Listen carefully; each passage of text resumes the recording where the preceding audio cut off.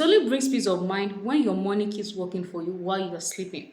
Now, I've witnessed people time and over, people in their 50s, people in their 60s, just trying to prepare for retirement in their 50s and 60s. And you ask me that, how do I know? That's because I've counseled a lot of people and I've helped a lot of people to plan in that age bracket, and I've realized that just 2 years, 3 years towards retirement is when a lot of people keeps getting agitated and they just want to start planning for retirement. While some of them depend on their pension, some of them hope that their children is going to take care of them. But the thing is, hope is not a strategy. So in today's video, I'm going to show you 5 investments that you must own before you retire. And these are practicable investments, something that you can start right away that will help you build financial freedom and financial stability. So either you are still in your 20s, you're in your 30s, you're in your 40s, you can start right now. You don't need to wait till you're 60 or you're 50 or you're just 2 to 3 years away from your retirement. So the earlier you start to build, the more confident you'll be towards your retirement years. So grab your notepad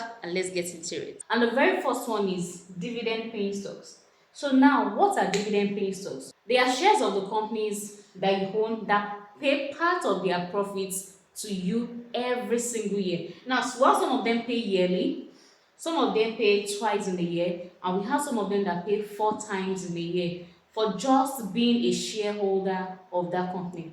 What makes them even powerful is that you're no longer working, yet your dividend keeps working for you even when you're not working. So think of it like this, that instead of you saying that I've received my salary, now what you now begin to say is I've received my dividends. So either you're working actively now or you're not working, you still keep getting dividends because you own dividend paying stocks. Now, I'm not going to leave you without telling you some of these dividend paying stocks. So just stick around and let's continue. Now, some of these companies are blue chip companies that are already financially stable and they are large companies. We have the likes of Presco, the likes of Haradel, the likes of Zenith, GTCO, we have Dangote Cement, we have NACO, a lot of them. Those companies pay dividend and at the same time, they still have a level of capital appreciation from year to year. So owning them is like owning a well that you can draw from and the well will not dry up. So you're getting either yearly, biannually, or dividends 4 times in a year just because you own some of these stocks. So this is a very good passive income if you plan to retire anytime soon or even plan to retire in a long time. It is good that you're starting right early. So what you have is money flowing into your accounts without you having to lift a finger. So before you retire, make sure that part of your portfolio is filled with some of these solid dividend-paying stocks. That kind that give you both capital appreciation and at the same time gives you solid dividends. So let's go into the next one. So the next one that we have is equity mutual fund. Now we've talked about stocks. What the stock market has to do with you picking your individual stocks one after the other. Like I mentioned Dangote, Presco, MTN, NACO. I mentioned some of these shares.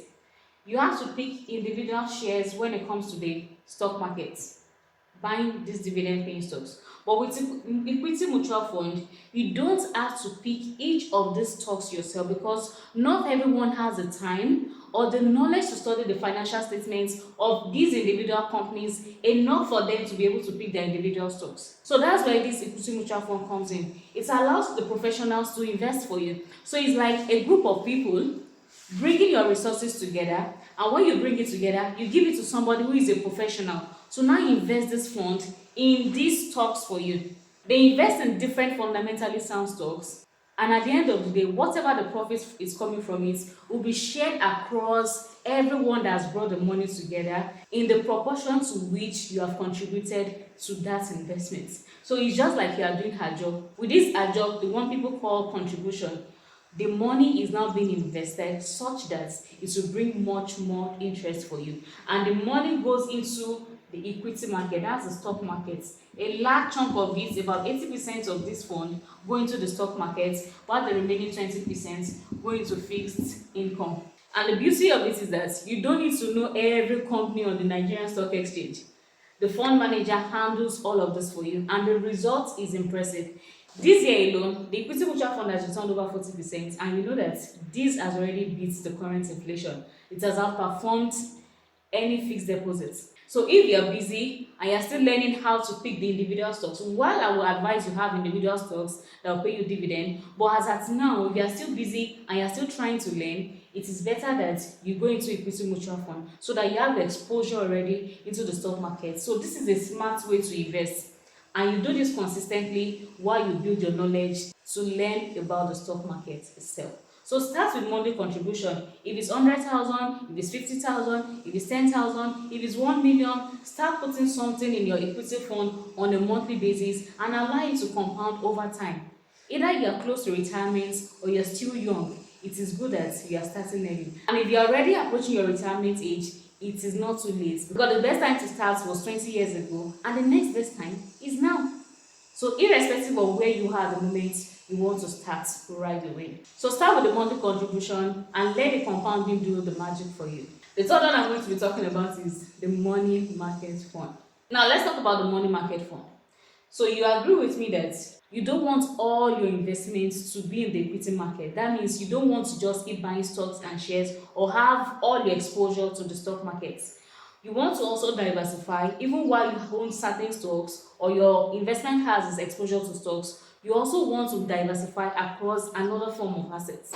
So while you have stocks that are paying you dividends, you are well invested in the equity fund, which has its exposure to the stock market. You also want money market fund.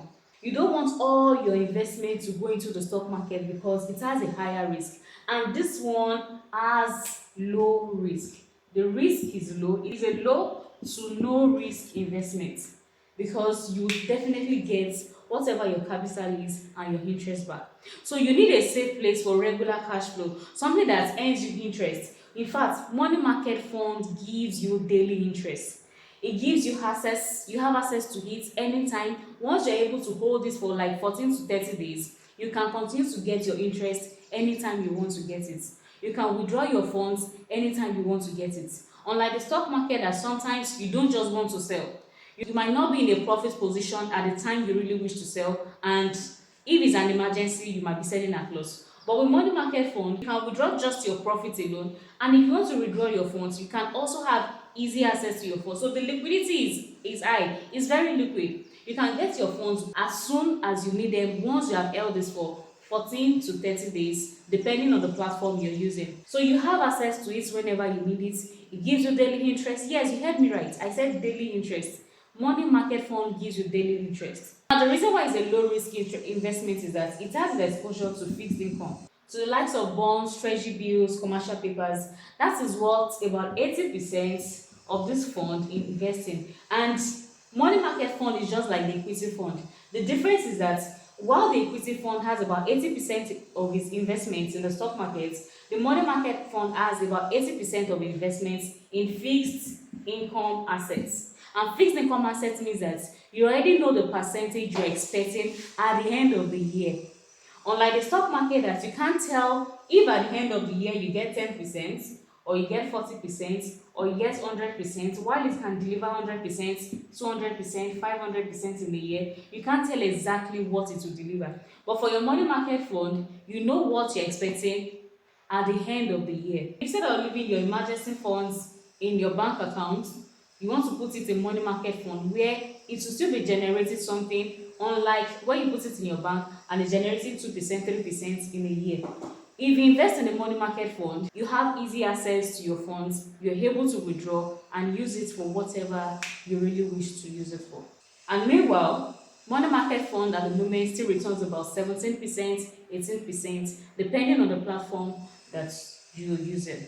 And like I said earlier, that one beautiful thing about this money market fund is that it compounds. For instance, if you use the Stanbic IBTC money market fund, if you invest in the stock Stanbic IBTC money market fund, once you hold your investment for the first 30 days, you have easy access to withdraw. And when you hold it for 3 months, whatever interest has accrued on your capital within that 3 months also begins to yield its own interest. Let's say, for instance, you invest 10 million. In the space of 3 months, you already have like 450,000 naira as your interest.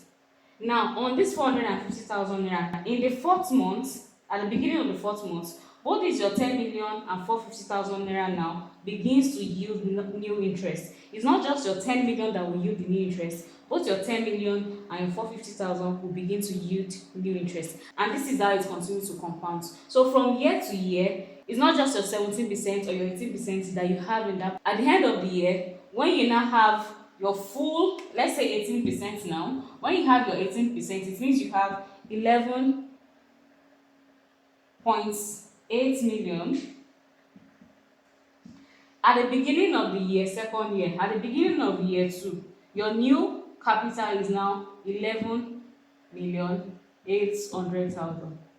So if you invest another 10 million in the second year, then it also continues to compound. So that is how the money market fund works. If you are already in your 50s, if you are already in your 60s, if you are 2 years, 3 years away from your retirement, then you want to use this money market fund for capital acquisition.